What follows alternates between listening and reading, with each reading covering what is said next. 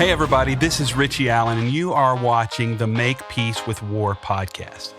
We fight battles every day: sickness, disease, discouragement, depression, anxiety, financial issues, devastating events, deep losses. The state of our external and internal worlds and the state of the church can leave us with physical, mental, and spiritual wounds from the battle. The goal of Make Peace with War is to walk through these battles together and draw strength and encouragement from each other, to master a mindset of peace in the middle of warfare, internal peace in external chaos. Listen, I don't have all the answers, but I know this: we find the answers when we search for them. So let's discover together how to fight our battles, not just with peace, but from peace, from a peaceful place that is deeply anchored and isn't shaken in storms. Make Peace with War is a journey into living by, through, and in the Spirit, with deep discussion and practical insights into becoming peaceful warriors. Welcome to Make Peace with War. Hey guys, thank you for watching Make Peace with War. In this episode of the Churches series, we are talking with a special guest, Jason Biggs, who is Natalie's husband, specifically about relationships and friendships that have been tested and stressed as a result of someone stepping outside of what we're calling the bubble. And what we'll find a lot of times in church culture is when you are there and you're a part, it's all or nothing. You're all in or you're all out.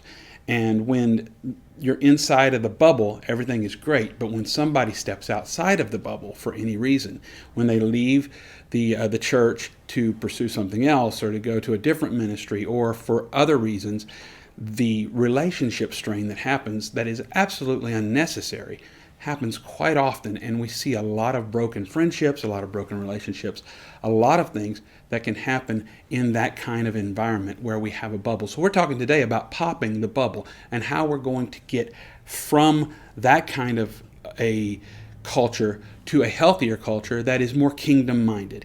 So there's a lot to unpack in this particular episode, and I think you're going to enjoy every single minute of this. And we have some fun, like we always do, but we also talk very seriously about what happens. Jason and I were deep, close friends, and we suffered that break in relationship after I left the place, my former place of employment. And we talk about that, and how do you heal those kinds of things, and how do you stop that kind of a church culture from happening? So anyway, I hope you enjoy this episode, and we'll talk to you soon. He takes you through the Bible and gives you context, and it's just very clever the way they do it. The Bible in context? This is a new thing. Wow. This is Imagine new. that. What if we preached in context the Bible? So you mean I can't actually do all things through Christ? Wait. So you mean I won't rise up with eagle's wings, like literal eagle's wings? You know, the one that I really want, the one I'm really waiting on is, when are my children going to rise up and call me blessed? Is that going to be It soon? will happen. I promise you. It's not happening. And they have children. Keep having kids, and one of them. Keep having kids. Listen, Your I'm odds just are going to better. capture the joy of them seeing their dad right now on camera, so I can play it back here in a few years when they just like absolutely hate me. Oh So my God. that'll be the thing. No, it'll all Well, pan listen. out. Every Yeah. time you try to brush Lark's hair, Oh, there's a little listen, hatred there. listen, that girl, she does. Heaven called her a homeless waif. She looked like a homeless waif because she just her hair's knotted and she won't let anybody touch it. But you can't cut it either.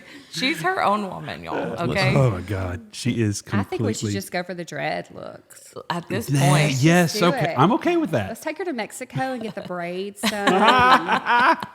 Okay. No, anyway. So, by the way, just a side note, and we'll start this thing, but just a side note, like, I'm being super vulnerable and super honest. I love y'all. I'm grateful for your friendship, and this is a cool season that we're in right now. I think well, it's not, okay. It's not a cool season. It's a sucky season, but it's It's a awesome. season. Yes, it's it is. awesome to have friends Yes. surrounding you that like love you unconditionally and take care of each other and checking in on each other all the time, and that's special. Yeah. And I think we have a special connection as like dear friends. I And hope so. In a couple of years when I'm broke. Well, you just need to marry you one of these Texans football players that live in your neighborhood. Just marry you There's one of more them. than trauma bonds between us. More to that story. There's just- no football players around. I've been looking. There's none. there's none of us. You've been looking. I'm really not looking. Oh God, I'm not. Does Richie think I love him unconditionally? No. I mean, hey, at least like let's just keep up the facade at least. Yeah. Okay, can we do that? Let's just do that just for now. Just for now. Yeah, For this and- episode. Well, I mean, I think give me today we're another- talking about when y'all didn't like each other. Well, so- we are. That's what, true. and that's what I'm saying. I think that's where we are right now is really Yeah. cool, and it's an indicator of. But it's. We went through a bunch of stuff. Yeah. Right. And so let's kind of talk about that. The first. The reason why we're doing this episode is because we had a Q&A, an anonymous Q&A that somebody popped up and said, how can you be friends with Natalie and Jason? They talked so much crap about you at Hope City after you left. And side note, we've been friends for years. All of us have been friends like for a long time. So we've known each other for years and years and years. But when I left Hope City, it got weird. And so this person was trying to, I don't know what this person was trying to do. Oh, they were trying to be messy. No, that Yeah, would be yeah. messy. They were trying to be messy. Exactly. Backfired. And so I put something out and said, I don't care if they did or not. I probably did too. I probably said some things too. Not probably. I did. Whatever. And You what? I'm out of Wait, here. all right, this cut. Compare notes. It's all over. And then Jason posted a response on IG stories, and it went like 20 minutes, which did. It is went not a long time. It's not something that Jason typically does, and but it was really cool to hear it. So let's just talk a little bit about like what happened and why. And it's not just about this particular incident. This incident plays into this, but it's what caused that kind of a friction in a relationship and friendship, like deep friendships. What caused that kind of Well, thing? it's like, I think the title of this episode is The Bubble. You know, it's like when you're in it and you're a part of it. And when you leave, you're not with us anymore. And that, yeah, And there's about 100 layers Yeah. to that. there is. Well, let's unpack a few of them. I talked to a well-known worship leader who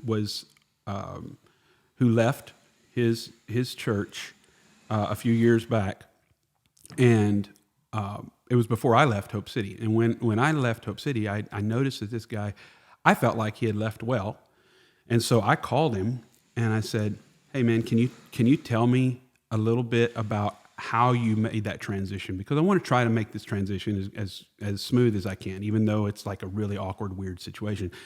Like, I'm going to try to make it as smooth as I can." And he said, "Well, first of all, I don't go there anymore."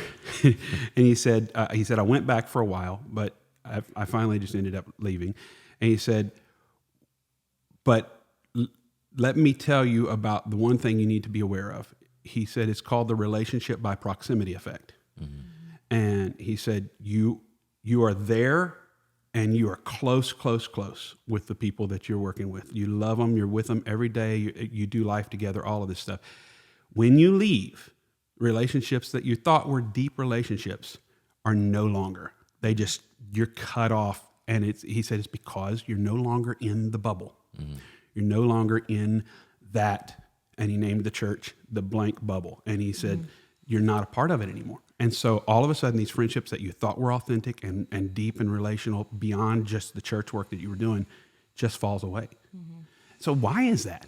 I mean, what do you think? What would cause? I mean, I think first of all, one thing to acknowledge is that, I mean, obviously the loss of relationship and stuff is not ideal. It's not what you want.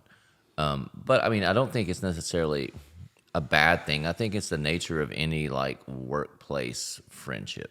It's not just churches. It's anywhere. You Right. know, you're with someone every day. You talk to someone every day. You know their life. You know what's going on. And there is this idea or illusion of depth of relationship that's probably not really there. And there is something to be said when you have that like proximity, that time together all the time. It's just built-in community, right? It's just, you don't really have to work at it. You don't have to be intentional, and I think that's a word that's probably going to come up a lot in this episode. Good point. You don't have to be intentional about relationship because it's built in. And especially now, this is unique to churches because if you're on a staff, you have the work week when you're doing all the tasks, you know, of running a church. And then, like, especially pre-COVID for us, like at Hope City, you had from 2 o'clock, 3 o'clock on Saturday until 3 o'clock on Sunday when you're just like serving like crazy, you know, Not the air quotes. making 6 services happen. And so, you almost get sick of each other. Yeah. And so when that's taken away, if you're not intentional about it, I think it's really easy for even like strong friendships to suffer, much less ones that are built solely around your common goal and your workplace. Yeah, that's a good point. That's a good point. And now that usually, it makes sense to have the relationship by proximity effect with people that you met there, right? And you just came into that environment, and then you were surrounded by those people, and you build a relationship, and then when you leave, it's over, right? Because that was what you had in common. It's a different thing, though, when people that you've been friends with and had relationships with for years, it brings some sort of strain when there's a leaving, right? Well, and I think, and again, this is not about one situation. It's about a lot of situations. I can talk about leaving churches with my dad as a pastor's kid and what that felt like, because you are doing life with these people and then you're not. But in this instance, it was frowned upon. Let's just say it. Let's just talk about it. It was, you're not a part of us anymore. You're on the outside. And we don't really need to be talking to people on the outside. I had it said to me, like, oh, you're really good at staying connected to people because I know you still talk to Richie. Yeah.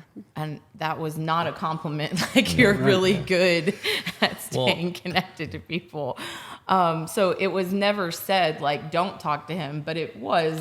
No, but it was. Yeah. You know, it was all, and it's interesting thinking back how it was kind of like sometimes like in the form of a question, like a caring question. Hey, you know, hey man, why do you think Richie's so toxic? Yeah. Why? What? No, but like, why do you think he's so angry? You know, why is he so against the church? Wow. And so you hear that question enough, and you're like, man, he is kind of angry. You adopt it. He does seem like he is kind of against. And so again, when you're on the inside of it, when it feels like you're against the place, then it feels like, oh, he's against me. You know what I'm saying? Right. So it's like, and I think, and my God, what a rabbit hole, but you see like, that's everything today is putting people in one camp or the other.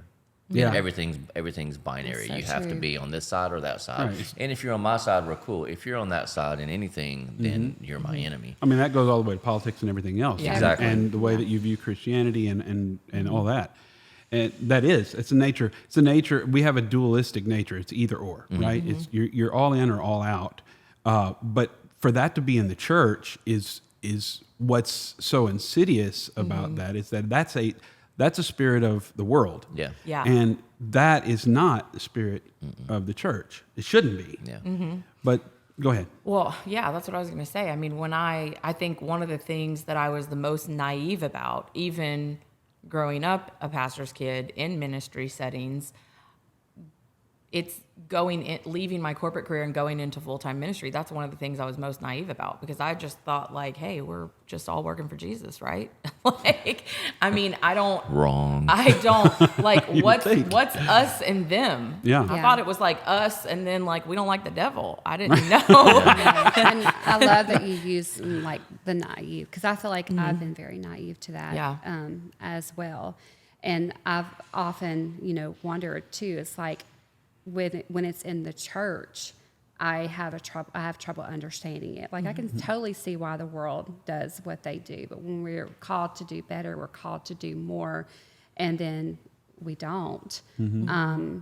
That part I really struggle with. I'm still having a struggle with it, because I had sort of the same situation when everything happened in my life. Yeah. Friends leave, and I get it. Like, I'm not in that bubble anymore. I get that I'm not a part of that world anymore, but I'm also a human being Right. who is hurting. And the fact that you guys were friends and you're not reaching for me, you're not loving on me. You are the church. You are pastors. You are you were friends. Yeah. That part, I really have trouble with, and I Well, think I was just naive to it. It just is very, it's transactional. Yeah. The relationships are transactional. When you think about, and I think we talked about this like on one of the first episodes, but it's in the church's effort to be more business minded and like a corporate, because if we're all working for Jesus, there's no competition. So it doesn't matter. You can go work at a church down the street. You can go work at a church across the country. It doesn't matter. Right. We're all still building the kingdom. You'd think. But when we start when we start like alienating people because they decide to go somewhere else, it's like, well, why are we doing that? But I think it's more than that too, though.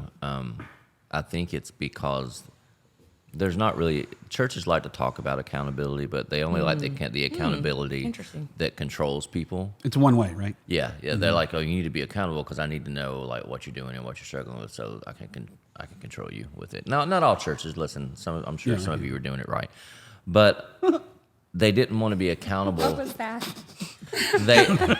They didn't want to be accountable for making the decision.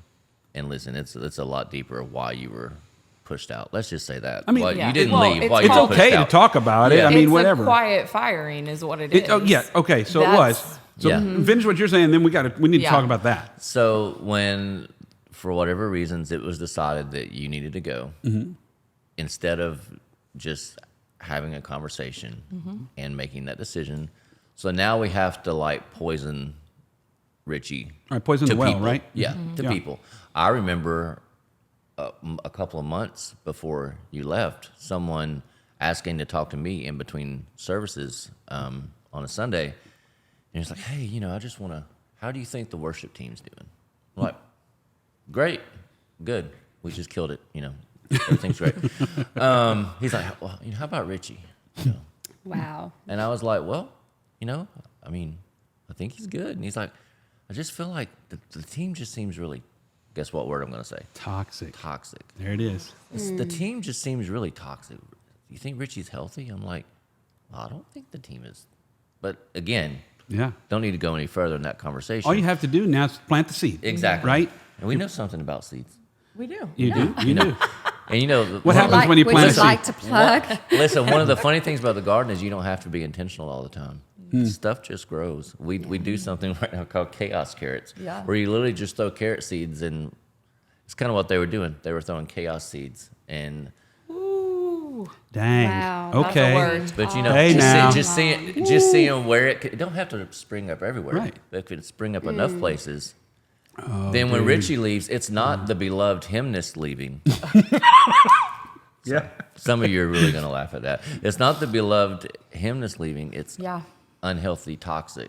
Yeah. Richie. Yeah. We got rid of him. He needed to go. He needed to Yeah. go. It was God. God For was the moving him. culture. Yeah. For the- Wow. The chaos seeds, though, bro. Man, that like was that all right there. day Here's what's long. interesting about this is the principle of the sower in the Bible works both ways. Yeah. Yes, it Yeah. does. It doesn't just have to be good seed. No. You plant whatever seed, and whatever seed you throw out, some of it's going to fall on ground that doesn't receive it, and some of it's going to fall on ground that receives it. Yep. And then when it receives it, it's going to grow and grow something. Well, and here's the thing. I was Oh boy. I was probably your closest friend Yes. on staff at the church. Yep. If they were comfortable having that conversation with me, what Yes. conversations were they having with people who weren't close to you? See? Yeah. So, Well, and the problem is, like we said, it's a quiet firing. They're not having any conversations with the right person, which is Right. you. And so this is something that you see common in churches because, again, churches aren't corporations. Yep. They get this ain't how it's intended to be, y'all. That's the bottom line. And so now we're in these areas that we're not equipped to handle, and we don't know what to do when there's issues, and we don't know how to address HR. And again, this is not, I think there are churches that are doing it right.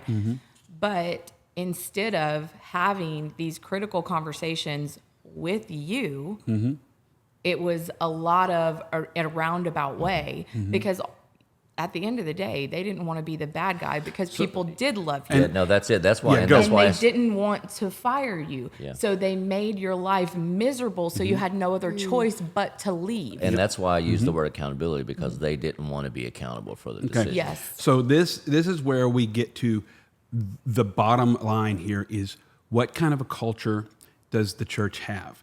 Because, all right, this story, might as well talk about it. The reason why I got a target on my back is because I had a conversation with leadership about some concerns that I had, right? And it was a concern that was, side note, all right, I'm going to say this, we may cut it out, who knows. But we probably won't. But Let's just be real. yeah, right. Yeah. So, like the first part of that year, 2019, yeah, 2019. The first part of 2019, I was told, with me and two other people, you guys, or one other person, you two have the healthiest teams in the church. That was like in March or April. You have the healthiest teams in the church. You are my de facto lead team. And I trust you more than I trust anybody else on the team. You have a right to speak into my life. Okay? Okay, cool. Well, I've known that. I've known that for a few years, and for a while. And so then we had some leadership changes and brought some new people in that had a different culture and that were interested in, they were ambitious leaders. And the week after they came in, oh God, okay, I'm just going to, whatever. The week after they came in, The Jeremy struggle. Jeremy walks into the band room, right? And the worship room prior to service starting, and this other guy comes in with him, and we were all kind of all over the room talking in little pockets, and Jeremy says, "Hey guys," and they didn't hear him, and he had to say it a little bit louder, "Hey guys," and so then they finally come around and talk. He talks to them, tells them, have a great weekend, and then he leaves, and the guy follows him up and said, "What's wrong with your worship team?" And he was like, "Well, I don't know what do you mean?" He goes, "They didn't stand up when you walked in the room." Oh, good Oh, night. God. He said, "They don't respect you." Jesus. So he plants the seed. I remember right? this. You remember now? I remember Okay. this, yes. And he Chaos plants the seeds. seed, chaos seed. And literally 2 months later, I get a call. I won't go into all the details, but I get a call. I have a meeting. What's wrong with the worship team? And I'm like, well, what do you mean? He's like, they don't respect me. And they didn't listen to me when I asked them to do this the other day in rehearsal and stuff like that. And I was like, what are you talking about? Like literally 3 months ago, we're in the same room. And this is a completely different conversation. And now we've got this conversation going, and I'm like, okay, so I had made a promise several years ago that I would tell him if I felt like he was becoming an unhealthy leader, like some celebrity pastors that we knew. Right. He asked me to promise him to do that, for me to do that, and I said I would. And I said, I know you're my best friend. I need you to do that. And I said, okay, I will. And so in that meeting, I said, you remember that conversation we had a few years ago? I think it's time for us to have the conversation. And I said, I know this is going to put a strain on our friendship, but I feel like you're getting unhealthy and there's some things happening and blah, blah, blah. And we didn't go through all the stuff, but I said, you're not there yet, but you're on your way. And that caused a lot of anger. And we didn't talk for a month. And a month later, he came back, and this is when everything shifted. Mm-hmm. And it was everything you said about my leadership was what's wrong with your leadership. You're the unhealthy one. You're the toxic one. Your team is toxic, and we're going to put you on evaluation. And I said, okay, if I need to know something about myself, I will do it. Mm-hmm. We'll go through this thing. And anyway, so long story short, evaluation went okay. At the end, it said, you're not toxic. I said, thank you, but it's a little late now. Yeah. But what had happened during that whole process is a consistent pushing away and breaking of the things. Mm-hmm. And it was without being forward and upfront about this is really what we need. Mm-hmm. It was the quiet firing. Yeah. It was, we're going to make you as uncomfortable as possible until you choose to do it. So we don't have to say we fired you, a beloved person that was here from the very beginning. We don't have to say we fired you. We just need to make you as uncomfortable as possible. Mm-hmm. And I think some of the people, I know some of the people were actually even told when they came on staff, part of your job is to get rid of him. Mm-hmm. Mm-hmm. And so that it's a culture. This is what the problem is. Problem is, it's a culture that doesn't want to be held accountable to anything. And when there's any kind of feedback on the other direction, right, instead of having straightforward conversations, we start the what does it call it? It's like lock and block culture, right? Mm-hmm. We just block them and say, okay, they must be toxic because they're questioning leadership, mm-hmm. Mm-hmm. and that's what births this. This is a culture issue, right? Because if you don't have that problem, and you're okay with feedback, you're not going to have these kinds of conversations. Well, because a lot of times people say, or organizations say, like, oh, we have a culture of feedback. But what they really mean is we have a culture of giving feedback. Mm-hmm. We're not open to receiving it. Yeah. Yep. So we'll give feedback, but we're not going to receive it. Yeah. And that's really, what this was. And I mean, you and I both share in that struggle of trying to hold someone accountable in that environment. 100%. Mm-hmm. Well, I think all of us have experienced that. Well, yes.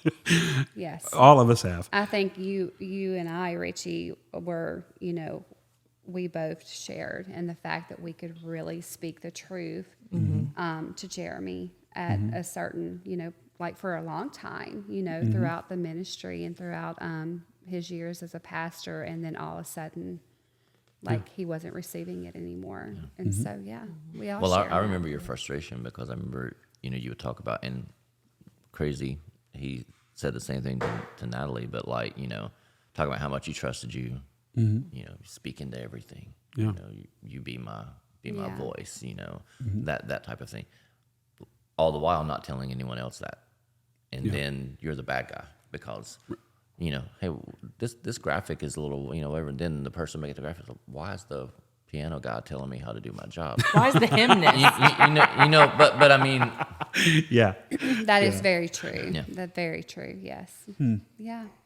So it is. So that's what quiet firing is, right? That this is like, we don't like this person. Instead of having open, honest communication about, even if it's a legitimate issue, instead of having open communication, we're going to set it up so that this person is uncomfortable and everybody else thinks they're messed up too. There's another reason for quiet firing too. I just would like to say, please, just from an HR perspective, it's so you don't have to pay unemployment. Just so y'all know. Well, there's another reason for quiet firing, because if someone resigns. Do churches pay unemployment typically? Sometimes. If you sign a non-disclosure, you might be able to get paid. Yeah, for a little while, but you have to sign that NDA. That NDA is going to have to. That's the rumor. I don't know. Rumor has it. Yeah.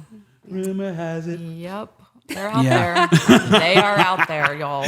Well, I will say, sadly, I bought it. It was fed to me also. Just the narrative that you were toxic.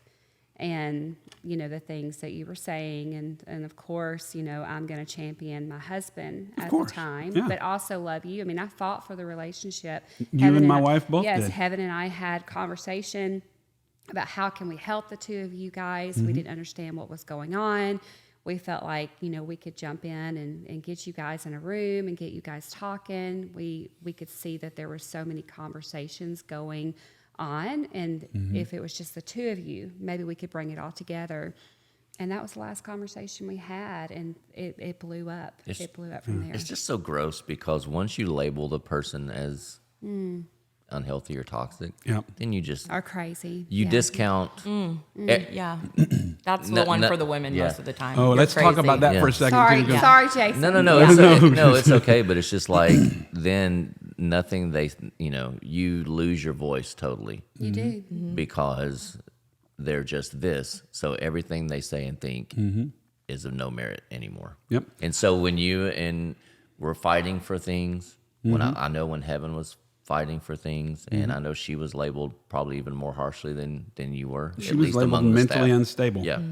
At one point. So she's mentally unstable. Yeah. So nothing. She's don't listen to her. Well, we have that in common. Yeah, you do have that. You very much have that in common. But I remember hearing a comment about Heaven and her hands were shaking, and I remember the comment being put out there, and should we have her on the stage? And number one, you're talking about my friend. Number two, you're talking about a woman, and there's a woman code, because I do think that as women, a lot of times the go-to is they're crazy or they're mentally unstable, something's wrong with them. And you talk about getting fired up, like I came unhinged, and I think Heaven got an apology. She did. She did eventually, because when she found out about that, because she always had this a shake right in her arm, her hand. She couldn't do anything about that. She had also dealt with a lot of super thinning hair, and so she has this shake when she's singing. She always did from the very beginning. When she'll shake, especially when she's feeling something. Her hand will shake. But she also cut her hair really short. And they were like, "Oh, well, that's a mental problem." Britney Spears, right? They've got a mental. She's got a mental problem. There's something going on. Britney Spears, she's having a breakdown. Poor right? Britney, don't pick on Britney. No, they just picture her in the bathroom, just like some crazy episode. Like, with all of it, just with the mascara running and cutting their hair. It's exactly. hard to come back from that. It's hard you to come can't, back. and you know that from a very very deep standpoint. That it's hard. It's hard to come back from. When all they have to do is put doubt in your mind, and it doesn't matter if it has any basis in truth. All you have to do is put doubt in their mind and point to something that could be adjacent to that. And we're all guilty of buying into the narrative. Oh yeah, we're all guilty of being a part of it somehow, some way, no matter what the narrative is. I remember sitting across from somebody who was fed that narrative about me, that I was crazy, and I had no idea these stories were being put out there. And then when I found out, I had that conversation, and I asked the person, I said, what did I ever do? What did I ever do to make you believe those stories that you were being told? And they just looked at me and shook their head, and they said nothing. But I think we've all been there. Like I think these conversations that we're having right now are good because it'll really make you think. And when you go through something like that, it really makes you think, like, I really need to think for myself. And stop. And when people are planting those seeds, man, that was so good. Well, you have to stop and think for yourself. And I think too, the bigger question is, why are they planting the seeds? Why are the people? What's the motivation? What's the motive? What do they have to gain? If they have something to gain from tarnishing someone else, then that probably tells you all you need to know about why they're doing it and about the person that's doing it. It's a very selfish motivation. And I think about, I think back to your healthy church, and I'm just like, man, you shut up, like literally, because it's you were super annoying. Yeah. Was I? I was annoying. I was annoyed. Okay, so let me just tell you why, though. background. Oh, my I started a company called did. a nonprofit company called Your Healthy Church, and it was coaching. It was coaching Oh, for Richie. ministry, and Why which, by the way, I still do that occasionally, but it's not under HC. Your Healthy Church anymore. I've called it something else, but still. So, but the I bottom feel like that line might have been is- partially on purpose. No, it was my 1 God. million% Richard. on purpose. Okay, but Hey, we all can be petty at times. I have my I might have been a pettiness. little petty. Richard I Cornelius. might. Check it out, yourhealthychurch.com. Richard, So- cheers. Yeah. Cheers to being petty sometimes. yeah, Let's go. your We're day's human. coming. So, but No, we would here's get what- so annoyed. Here's what I'll say. But let me tell you why I was getting annoyed, because there was truth in it. We've lost him. We've lost him. Natalie, how many times did I say, where was all this wisdom when he Literally. was my boss? I'm pretty sure I DM'd him and was like, wow, you're so wise. And then I snoozed him. But I think part of the thing is, I'm just going to go on the record, go back and look at it, because it was all true. Yeah. What he was Yeah. saying wasn't wrong. No, And cheers. so Cheers. I think that So we should listen to the petty we people sometimes. saw. Sometimes petty comes from a They good know place. things you don't know. I don't know. Oh, my God. And I think that was one of the things that frustrated us, is because we knew there was some truth in it. Yeah, And we were still a part of it. probably. And so it did feel like an attack. It started to feel like he's against us. Mm-hmm. And that's what damaged our relationship. I even got a call at one point from a trustee. Oh, Yes. interesting. Who I love said- this. Yes, Who yes. said, Oh, I definitely remember. Talk about it. who said, why are you talking about Hope City? And I'm like, what do you mean? Like, you don't realize what kind of influence you have. You need to stop talking about that. So, like, please stop posting stuff. We're getting phone calls. I'm like, well, first of all, Can I we- work with lots. Yeah. This was years after you left, by the way. Yes. This was two and a half years, like 2 years after I left. And I'm like, well, what do you mean? And they're like, well, we're getting calls. You're causing a bunch of problems. And I'm like, well, first of all, I work with tons of churches, and I've had an opportunity to work with a lot of it, and I see a lot of things that are happening in church culture in general, and I'm addressing that. However, if the shoe fits, but it's not specific to one church. Yeah. It wasn't. And so, but it could correlate. If it correlates, then maybe we need to have those conversations, right? And really, even though some of it was petty, yes, okay, whatever. I admits it. The point was still true. The point is still true. Like, these are things that we have to do to check our culture, check the church, check our church culture, and you start to see patterns in other places. It's not just a one situation. It's all over the place. Well- and we're seeing it even in documentaries and everything else right now. And It's a lot very of those chaos seeds. That was so good, Jace. Yeah, thank you for that. So Really good. glad we invited him Yeah, me today. too. But that a lot of it is projecting. Yes. A lot of it is projecting what you're struggling with and what you're doing onto others. I'm not healthy, but I can't say that, so you're not healthy. So it's an inability to accept that there's something that you need to address, right? And that's what. All right. For example, I had to do that myself, right? I had this.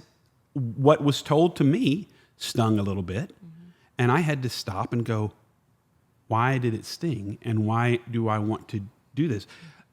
Even the petty, right? Even the petty, like the Your Healthy Church thing. Okay, whatever. It was petty. It really was. Yeah, it really was. It really 100%. was. Let's Yeah, just be thank honest, you. okay? Thank you for admitting that now. It really was. We've been waiting a long time. I bet you were. Even the hashtags. Right? Like, oh. I know. Okay, all right, stop. but what I had to do in that period of time when I was being petty was I had to stop myself once in a while and go, why am I being petty? Yeah. Why am I saying these things? Is there something that I need to check on in my own heart because ultimately that's really what we're looking and at, there right? was. And there was. I know. I was like, he needs to read some more Pete Hey. Scazzaro. I'm just going to hold I him need down. to read Emotionally Healthy Spirituality I'm gonna come again. over there, I'm going to hold him down. I'm going to let you go. Just get it out.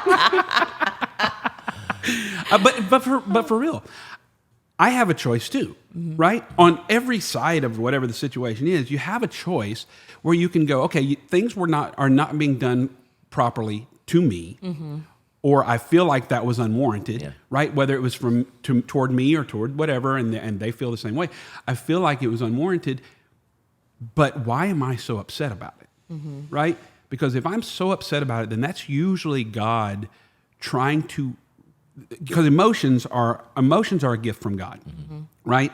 Anger can be a gift from God, right? Because the Bible doesn't say don't be angry. It says be angry and sin not, right? Emotions are a gift from God, and you're not supposed to be ruled by them, and you're not supposed to ignore them. They're simply supposed to be signposts that say something needs to be addressed here. And so if you've got an issue with something that somebody said and it's eating at you constantly, then you've got to look at yourself. Yeah. You've got to look at yourself and say, okay, why? And eventually, if you're open to it, God will reveal to you that there's some weakness in your spirit that you've got to address.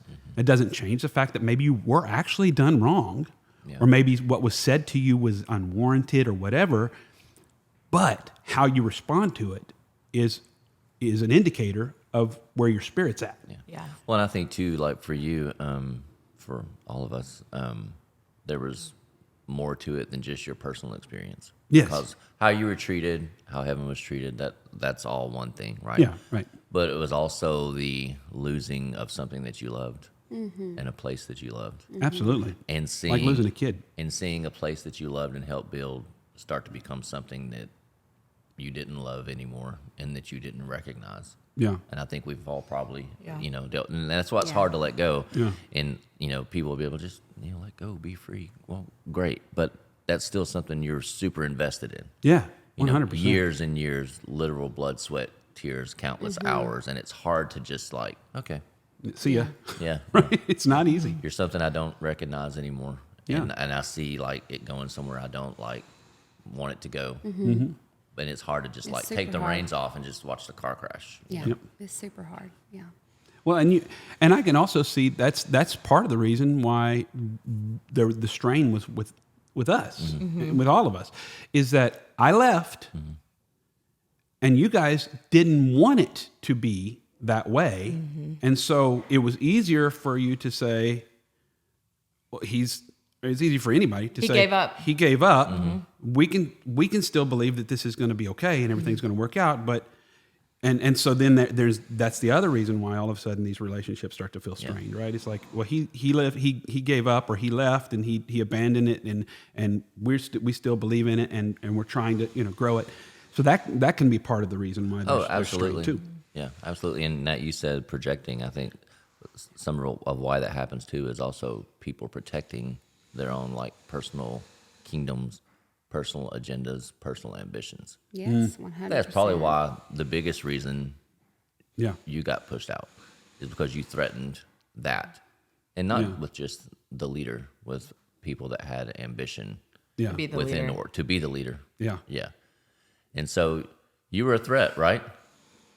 And- maybe, No, you were. Yeah. You were closest friend, yeah, the closest relationship, person they trusted most. Got to get you out of there. Easier to wield influence when that kind of relationship isn't present. point taken. Point taken. I could say more. Yes. I may have said too much, but Well, I will say from just, being the wife of, the boss, Yeah, there's a part of me that believes that he really did. Like he was hearing other voices. They were speaking into him about you, and they were manipulating the situation. And I know who you were talking about when you said that first time that guy came in with Jeremy, and when everybody didn't stand up. And it's just like so crafty, you know, It is. because it's like that's not even something Jeremy ever even Expected. expected, Never. worried about. Like that was not even on his radar. and to Jeremy that, used to sorry, be in that ready room, right? He was right there in the and middle of sorry, it with to everybody. that point, I remember, and you may remember this, I don't know, a couple of times when he would come into like your office or somewhere, and I would literally like stand up and he'd be like, bro, Yeah, like Don't- that's not don't do that stuff. anything Don't do he that. wanted. You know. No. But like this guy planted that, and then Jeremy was all of a sudden, okay, so I'm supposed to expect that now. Yeah. And Oh, so it's just it's almost like the this snake culture saying isn't- that yeah. exactly. Are you really so not supposed to eat crafty? You know? Oh, It's see, so crafty. And so It I don't is. know, just being his wife, being in the home, having the conversations around you at that time. I'm not taking up for Jeremy at all. It's okay. But I do think that, you know, there were voices speaking into him that had an agenda. Absolutely. That, believe like that. Jason said, that wanted you out because you were a trusted voice. The same thing happened to me. I was a course. trusted voice. I was one of the, we were one of the only trusted voices Yes. to Jeremy for a very, very long time. And then starts, you know, as we grew, and became on other people's radar, all these other people had to speak into him, you know, and then all of a 100%. sudden we couldn't speak into him Well, anymore. and again, to be clear with him, there was a we had a culture, right? We had a culture that was to begin with was very great culture. It was great. It was unique. great. It was.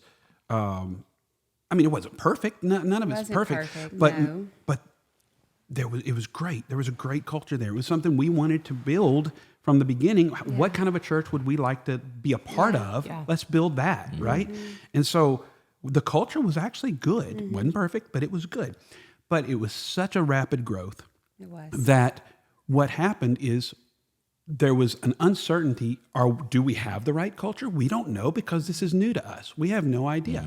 And so when new people come in and they bring a different culture that's familiar to the current church world culture in, and it's different than what we had, the first question is, oh, maybe we don't have the right culture. Exactly. Right? And so maybe, oh, you mean, for example, you mean they're supposed to stand up when I come in the room. Oh, well, it makes sense. They should honor the pastor. That makes sense. Okay. Well, let's adopt that then. Let's adopt that. Let's do that.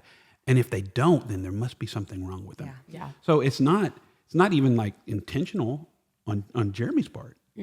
It's just the voices that came that brought that culture in. We lost the realness and the specialness Yes. of what we had when we started trying to be like everybody else. Yeah. Yes. And so there was something very genuine and authentic and unique about what was happening in that place at that time. And once we started allowing the voice of men from every direction, because when you're successful, that's what happens. Everybody wants in on it. Yep. People that didn't want to be a part of it before, people that rejected you before, now want to be a part of it, and everybody wants to have a say. And we started putting more stock in men's voice than God's voice. And that's where we got off track. And it's, hindsight's 2020. We can look back and see that now. And I do think it was good intentions on his part. Yeah. I do think it was. Well, and change was inevitable. There's no way to grow the way that we were growing and just keep doing things the same way that we were doing them. Right. But the why is where we got off. Is like, are we changing? Are we trying to implement and shift and all this stuff to better serve our people and better love our teams? Or are we doing this for the glorification Optics and and platform of platform. a person? And when everything started serving that, and I don't really know what this has to do with the bubble, but when everything started, when everything started serving that, is when it really got off course, and then it just was, Well, I think the message for pastors and leaders in a church in this conversation, one of the messages is, if you have a healthy culture and you're growing, don't feel like you have to change to look like that church's culture, because they grew and they have, apparently look good on the outside. Don't feel like you have to introduce those things. It's okay for you to have a unique culture that may look different than the people around you. Don't make the shift just because it's the popular thing to do. And because if you do, you risk changing the way that God created you to be and to lead. And when you start to get too many voices, you do need to have voices in your life, but you need to have established voices in your life. Yeah. When you bring in new people with new concepts and new ideas, be very, very careful what you receive from those outside cultures, because they can poison what God is trying to do through you in a unique ministry. Yeah. Well, I think what happens, I know in our case, if the church was growing so rapidly, we were having to always pivot, always make adjustments, always, be bringing on staff very rapidly, which is not always the smartest thing to do. You need to take your time with those things. And so as a leader, you find yourself, overworked, you're tired, you're not getting enough rest, you're redlining in every area of your life, you're redlining. And so naturally you start looking for lifelines, you start looking for help. Yep. And when your staff is also redlining, you go outside and you start looking to who's doing it, doing it, at the level we're doing it, or even, you have to look beyond. And so we gather these people and we're looking at what they're doing instead of what God was doing in the church. And I think, if I have to look back and to add on to what you said about being careful, I think it's okay to put on the brakes if you are going. Like Absolutely. The healthy way to grow a church, grow a company, anything that you're doing, if you start going too fast, the danger is that you do start looking around at what everybody else is doing, and then you start, pulling those people and then all the voices. That is very dangerous. So how do you not do that? You put on the brakes. You put on the brakes. That is something that people are afraid to do, right? Because you hear things like, well, if God is opening the doors. Yeah, but you know what? Not every have door is not momentum. for you. That's what I was about to say. Not every You don't opportunity walk is through your every door. opportunity. I was just about to say, like, if you're a leader or whatever, and there's an opportunity, a door, a decision, whatever, that causes you to have to choose between, like, loving your staff and your people well, or doing something different, then it's not the right door. It's not the right choice. It's because you're sacrificing your people on the altar of ambition when you do that. Right, exactly. You cannot do that, man. You do it, you're in trouble. It's just the wrong direction. It's the wrong direction. You have to stop. You have to. You have to. And you know it's what? hard. You can. You can. You can, and it's a very mature thing to do, a very healthy thing to do, but it's a very hard thing to do, because when you do have momentum and you're the guy and things are happening, like, as human beings, we are attracted to that. Yeah. We want to ride that wave all day long. And so it is hard to put on the brakes, but it's the most healthy thing to do. There's a church right now that I know of that I'm watching this explosive growth. And I remember it was last year. Sometimes they were growing and they were already, adding services. And I said, be careful. Be careful. Know like when to put on the brakes. And I've just been watching, and nobody's putting on any brakes. And it's like, for me, I get it. Like they're excited. Like I hear their messages and they're talking about the growth, and the church is excited. I get it. But I'm just watching it, and it's like I can see the train wreck. Yeah. Oh, dude. Well, you have to have the foundation, and that's the problem when you don't put on the brakes. And I mean, that's what we all experienced and what we lived through. And the reason why it couldn't sustain is because it wasn't built on there was no firm foundation. No. And so. And when the foundation starts to shake, that's when you put the brakes on. And you know what? You can stop growth. And you can do it in a healthy way. You can say, you know what? We've got 4 services. We're not going to add a 5th. Yeah. Okay? Well, we're not going to add a 5th. We're not going to open another campus right now. We can slow growth. Is that cool for momentum? Not necessarily. But is it for health? Yeah. It's necessary. But is it growth? I'm going to take it even further and say, is it even growth? Because basically what we're just counting is people.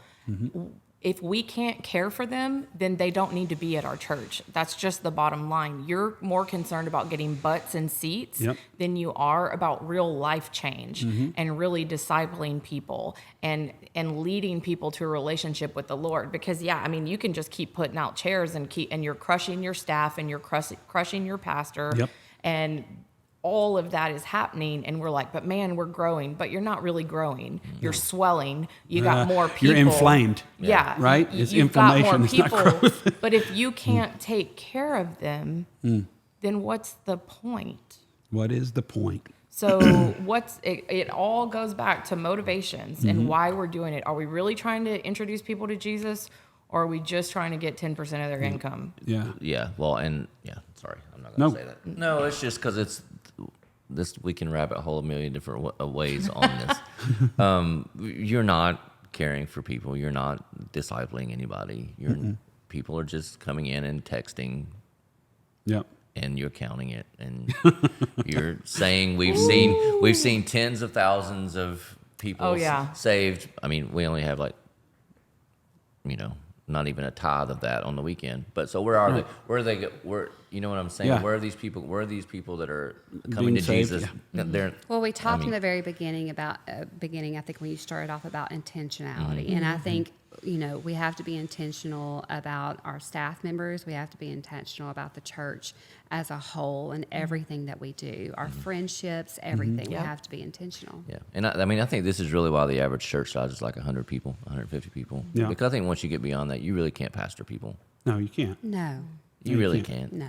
And so Some pastors can't even pastor 4 people. I was gonna say, I don't think we've ever pastored 150 people. Nowhere close.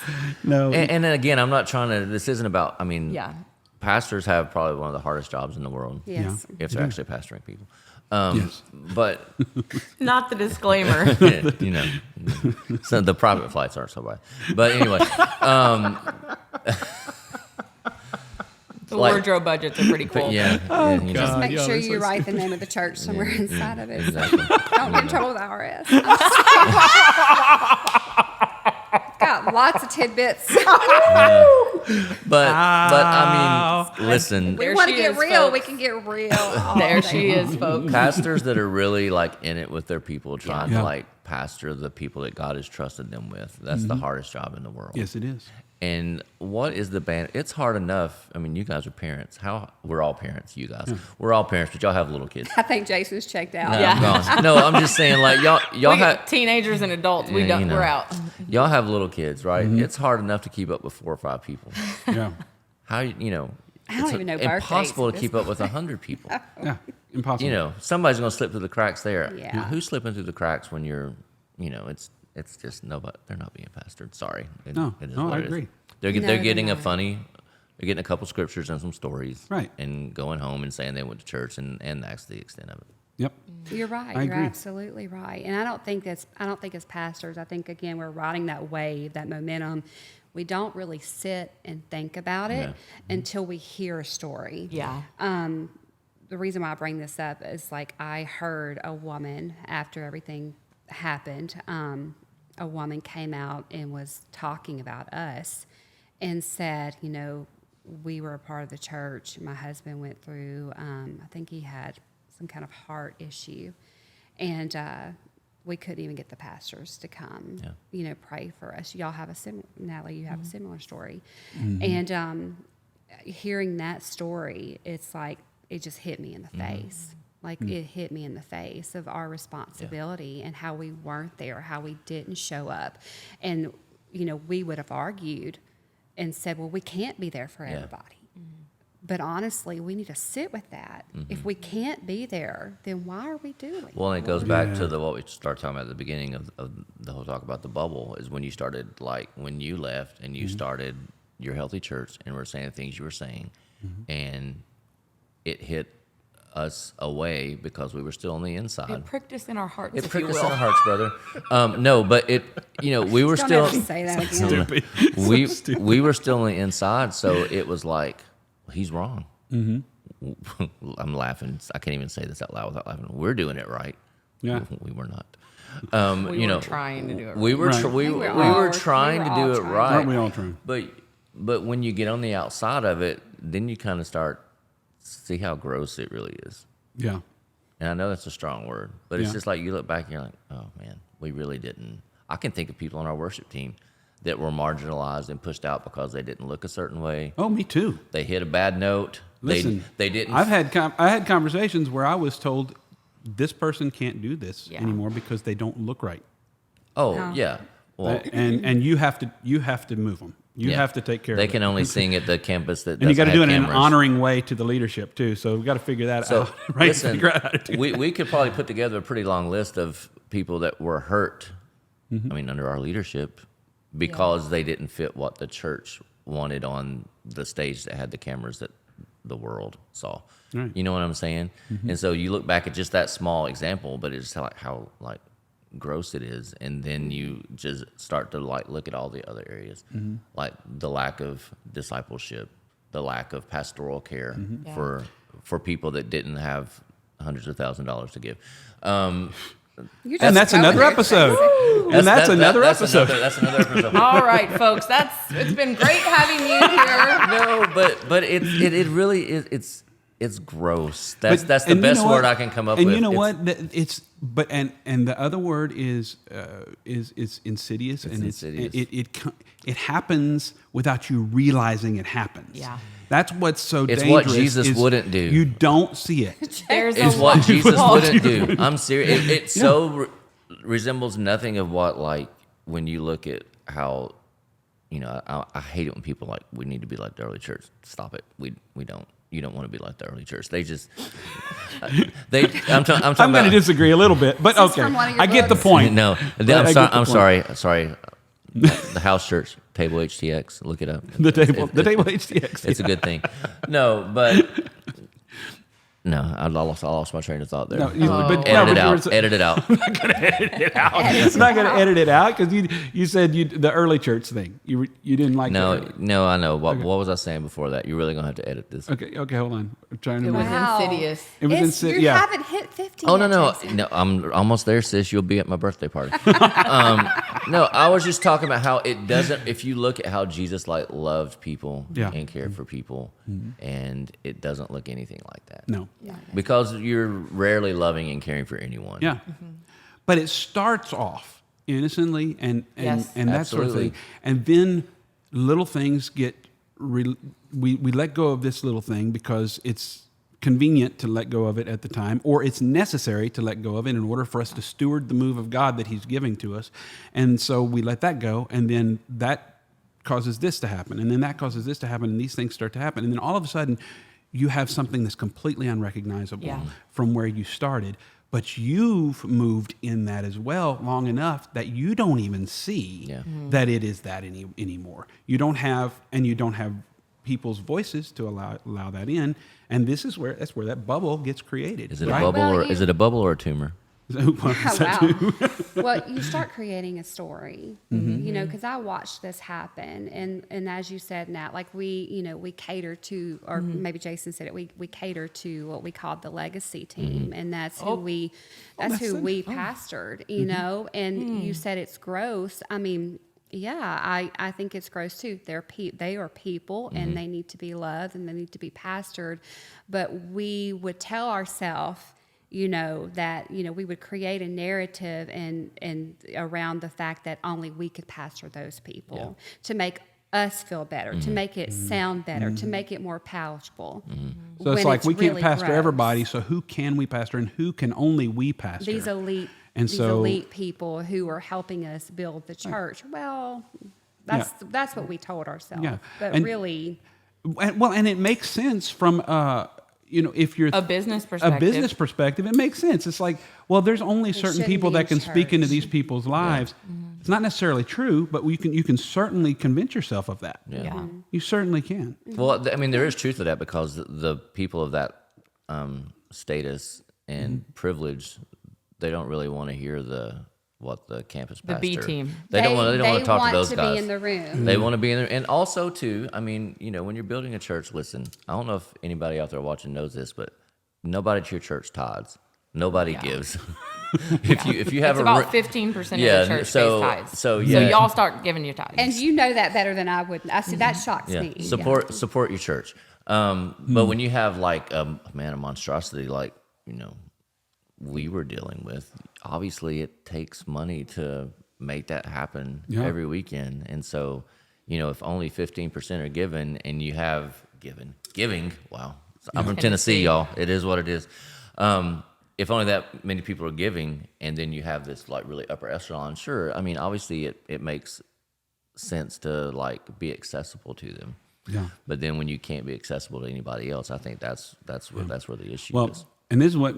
So maybe you need to stay for this the other conversation that we're going to have, because you would probably have some good stuff to say about this too. But to get back to the bubble, let's just talk about this one thing before we wrap up. Is what can we do? What can people who are in a situation like we were in, where this complete just like tearing away of relationship happens? What can you do to prevent that? And if it's already happened, what can you do, because we've been able to do it, to heal it? Yeah. I think it's this. I think it's conversation. Yeah. I think when I look back on that time, I wish that we would have just picked up the phone and been like, man, what the heck? Like what's going on? What really happened? Like, where are you guys at? Instead of just buying into what we were told or assuming. Yeah. I wish we would have just talked it out. And I mean, and ultimately that's how we got here, is because we did. Finally did, And go ahead. No, I was just going to say, I think for me, the way I would say it is, I wish I wouldn't have done the easy thing. Yeah. Because the easy thing was just to believe it. It protected the comfortable thing. It was comfortable. It didn't make me really challenge and think about what I was a part of and what I was doing. And I think, I said this in the Lost episode. Looking back, I wish I would have done the hard thing then. Yeah. Consequences be danged. Be damned. Yeah. Okay. Consequences be damned. Yeah. It is a huge source of regret for me personally, that we weren't there with you guys through what was obviously a really difficult time. Yeah. Now, when things got really difficult, obviously none of that mattered. Yeah. Because, I think, and I think we had the unique, it's not a benefit, but we had the unique opportunity to come together again because of my wife's sickness. Mm-hmm. Yeah. And it kind of like forced all of us to reevaluate what's important in our lives. And so Jen calls and says, I just want my friend back. Yeah. And you guys start showing up, and we just came to the hospital, and I honestly didn't want to see you. Yeah.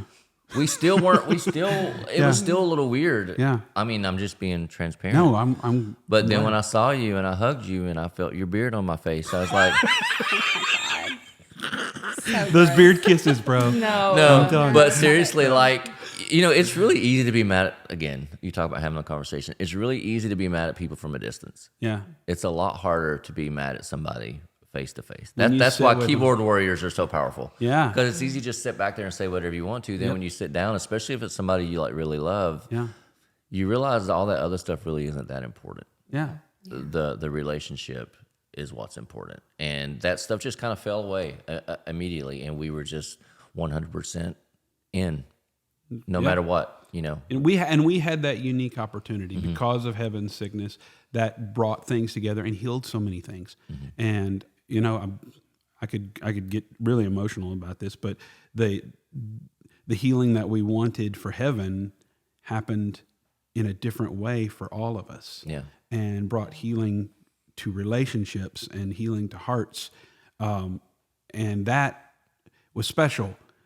But it doesn't need to be that way. Yeah. It doesn't need to require that and cost that for you to fix it. Right. If you have relationships with people that have been broken because of a difference of opinion in a church situation, or because of this toxicity or quiet firings or whatever, like, go to the people, sit with them, find out what's going on, And if you love them, it's worth it. Yeah. It's worth it. It's worth it. And I think, again, we haven't really touched on this, but in that time, we felt some kind of way because you left. Yeah. You left us, you left our cause, Yeah. etc. You at the same time felt a certain way because we didn't. Yeah, I did. How can you stick around can with you something stay? that's that toxic? And of course, again, I was petty, but I'll be honest with you, I still have some struggles with that with friends of mine that are still a part of that. Same. And I have to be intentional about still having connection with those people. And sometimes they allow that, and sometimes they don't. Well, I think they have to have their, they have to have their experience. They have to They see do. it for themselves. They have Yeah. to. You can't see it until you're outside of it. can't. You can listen to this podcast all you want to, but until you're on the other side of a situation, and not even just this place, but any situation, once you get on the outside, because it's just the perspective that leaving gives you, and the perspective that not being a part of the narrative gives you. And I think one of the podcasts I sent you that you didn't listen to, one of the guys. You don't ever send me podcasts. I know. I'll send you some. I would listen. But the guy was just talking about is like if you have a church and someone leaves your church and they don't feel like they can maintain at the exact same level all their relationships, if they don't feel like that they're welcome to come back at any time, then you're doing it wrong. And you're doing it wrong. If you know what I'm saying? Yeah, 100%. Yeah, if you're not allowed to come back just without talking the about, express like, written Natalie permission and of I a just pastor, ruined everything. Okay. that would, That never happens. that never, You're making stuff that up. would never happen. Nat, were you biting your tongue over there? We're without our worst. I would just say, Now listen, I'm sorry, I'm not trying to. Obviously there are situations where people probably just need to be gone and stay gone. I'm talking about your everyday like friendships. If somebody doesn't feel like they can leave and come back or leave and maintain a relationship, then you're probably not loving or leading your people well. Probably not. I once kicked someone out of my dad's church. you did. Yeah. Wow. You know that Yeah. they probably needed to go. We had moved to Memphis and wasn't a big talker, wasn't a fan. I didn't want to move, I guess. I was like 3 years old. I was going to say, weren't you like 3 or 4 very at the time? little. Yeah.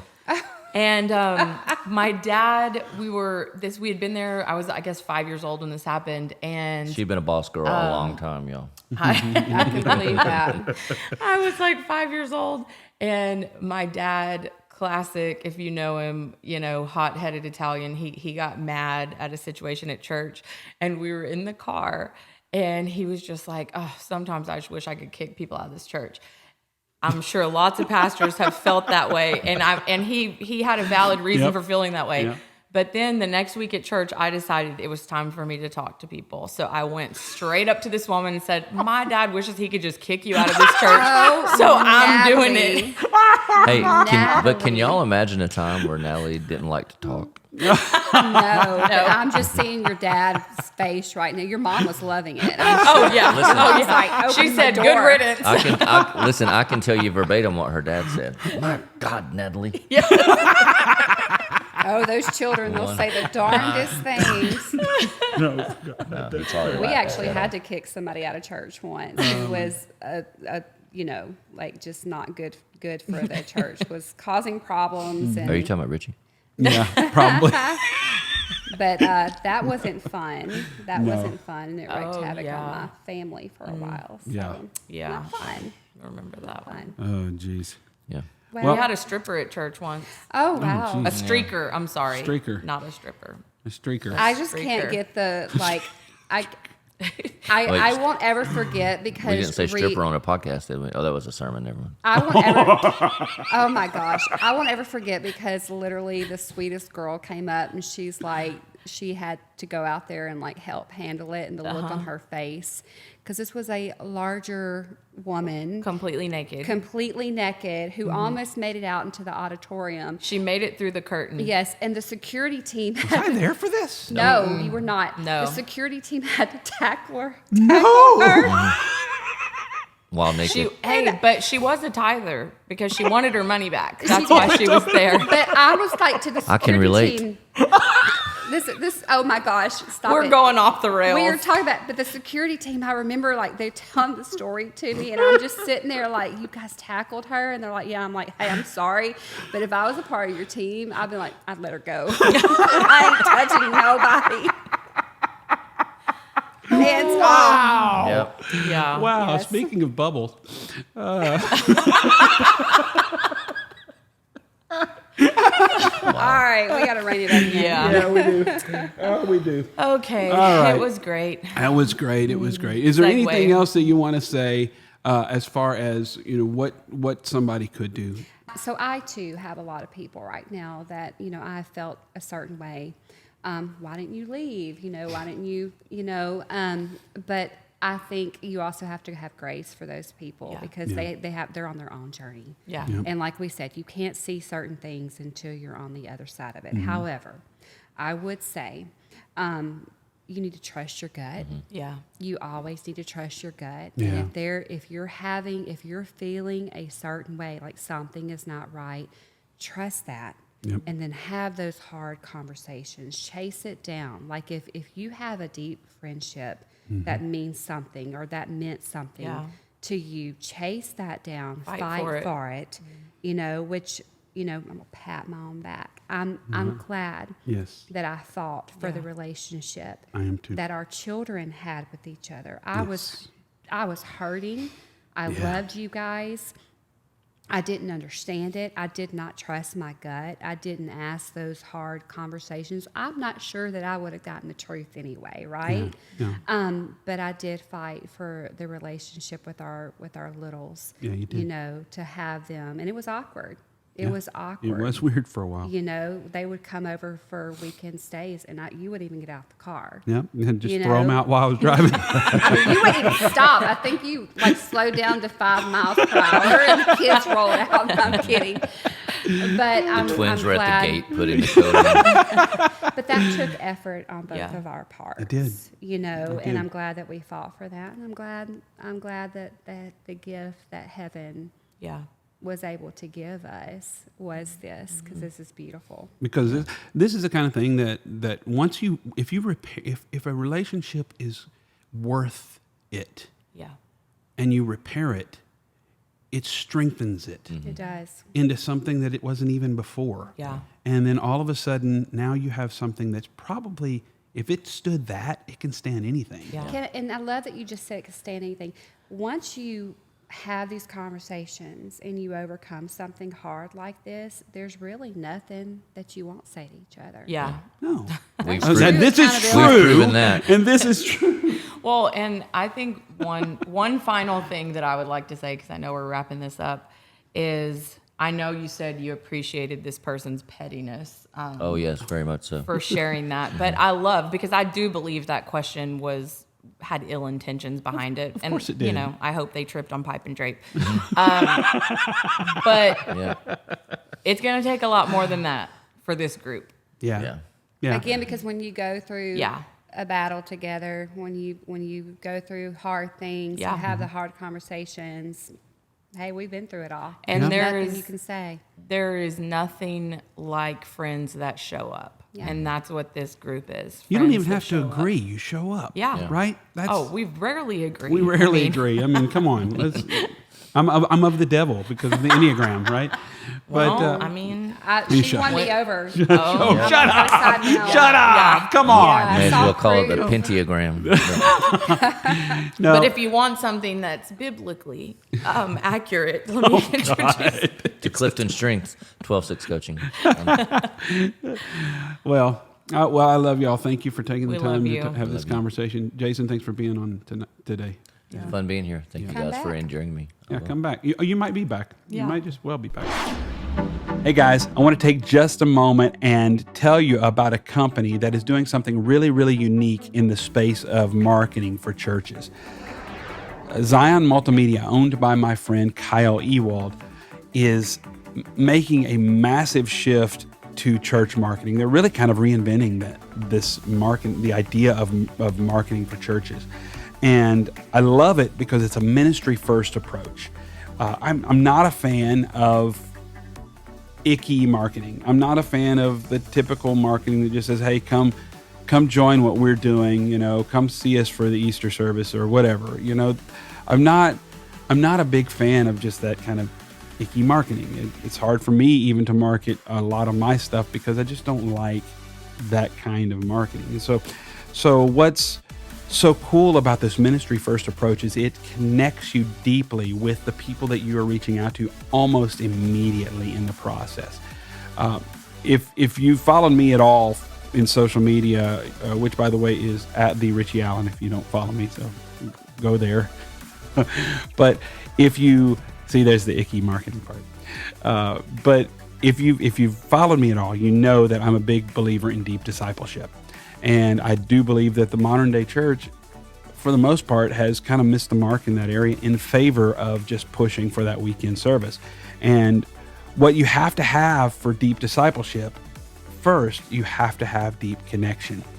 And what's so cool about what Zion is doing is that they are connecting you on a deep, deep level early in the process, one-to-one with the people that you're reaching out to.